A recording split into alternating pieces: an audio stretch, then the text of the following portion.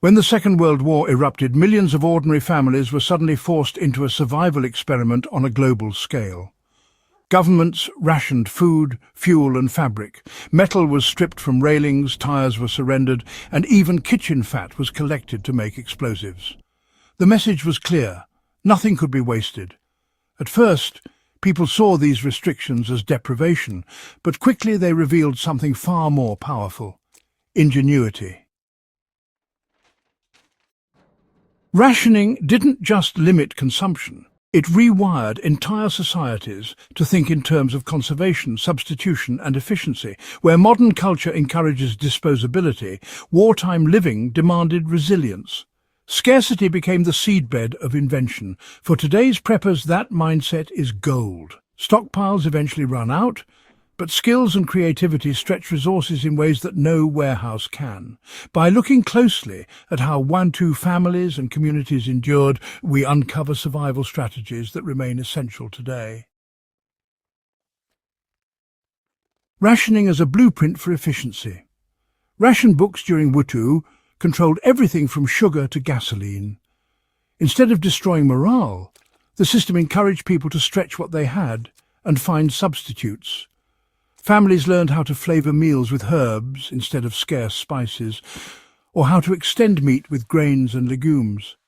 The scrap drives revealed just how much value was hidden in everyday waste.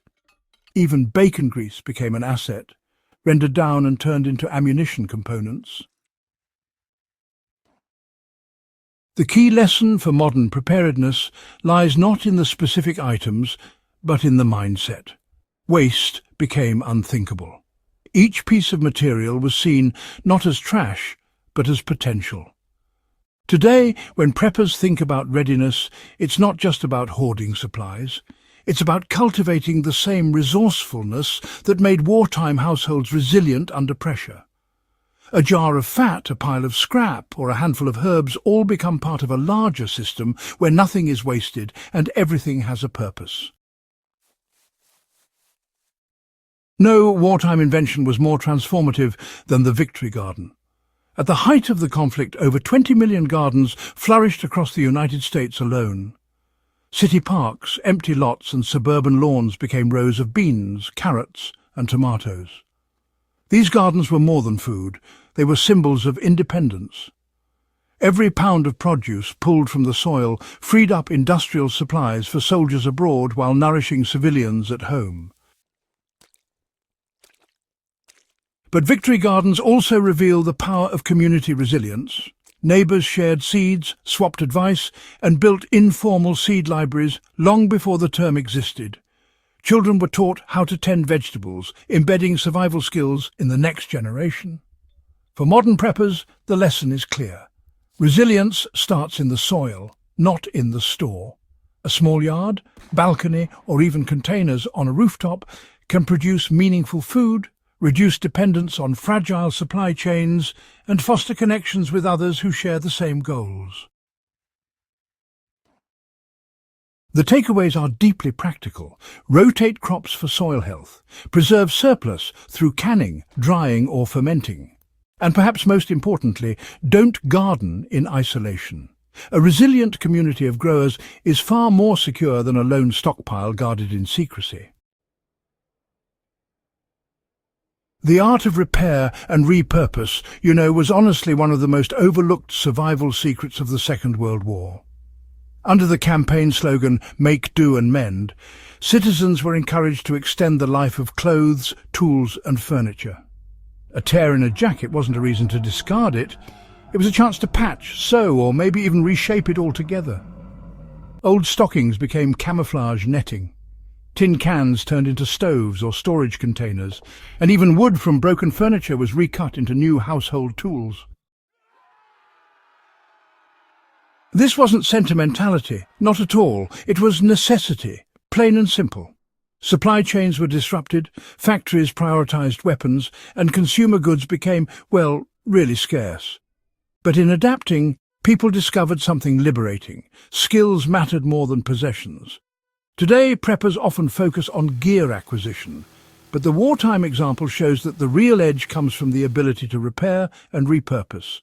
sewing skills, basic carpentry, tool sharpening and creative reuse, these are worth more than a room full of fragile, single-purpose items.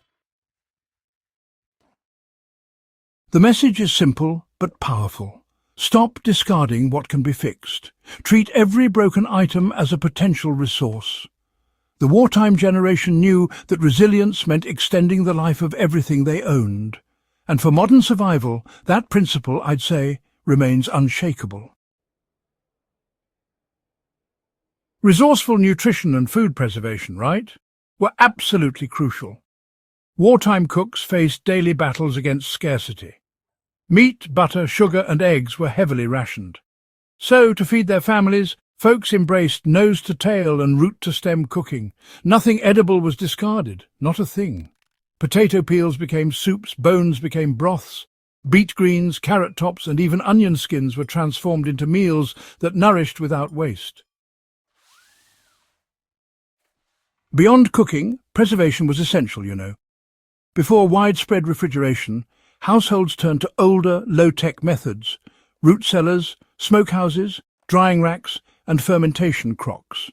Cabbage became sauerkraut, fish were salted and dried, and fruits were transformed into jams that lasted through the winter. These methods were not only reliable, but independent of electricity. For today's preppers, these skills remain indispensable. Stockpiles of frozen food are fragile in the face of power outages, but dried beans, fermented vegetables, smoked meats and shelf-stable preserves can outlast most disruptions. Hutu nutrition strategies remind us that survival is less about luxury and more about adaptability. Waste nothing, preserve everything, and turn overlooked scraps into fuel for survival. Waste not lessons in community resilience.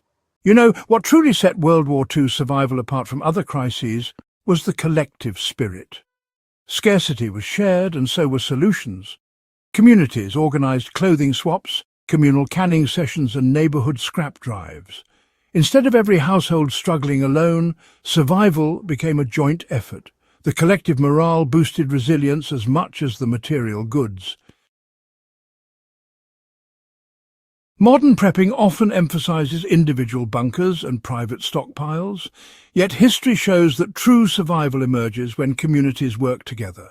Shared skills, pooled resources and mutual aid networks outlast individual hordes. The wartime lesson is clear. Resilience is not just about supplies, but about solidarity. A modern survival mindset, right, is really the ultimate takeaway from these 6 wartime secrets. It's not about nostalgia, but about, a shift in how we think. Prepping isn't just stockpiling, it's about building skills and attitudes that thrive when the pressure's on. Rationing, for instance, shows us the value of efficiency. Victory gardens highlight the power of self-sufficiency. Repair culture, that teaches us resilience. Wartime cooking and preservation, they maximize every resource. And, community collaboration, it proves that survival is always stronger when shared. By studying how ordinary families managed to get by during one of history's most disruptive conflicts, we actually uncover a survival philosophy rooted in sustainability, adaptability, and a real respect for resources. That kind of philosophy, it outlasts any canned good or fancy emergency gadget. It gets you ready not just for the next crisis, but honestly, for a whole lifetime of resilience. The future hidden in the past. That's the real conclusion here. The world of Wutu survival isn't just ancient history. It's, a playbook for today's challenges, with supply chains being fragile, energy grids a bit vulnerable, and crises popping up out of nowhere. The wartime generation's resourcefulness gives us a proper roadmap. Waste not, repair first, grow your food, preserve everything, and always value community. These principles are just as relevant now as they were 80 years ago. So, fellow history enthusiasts, if these wartime lessons have sparked some new ways of thinking about preparedness, carry them forward. The ingenuity of the past, you see, can really sharpen the resilience of the present. And if you found this exploration valuable, Don't forget to subscribe to In the Beginning and share this video so others can learn from history's most practical survival lessons.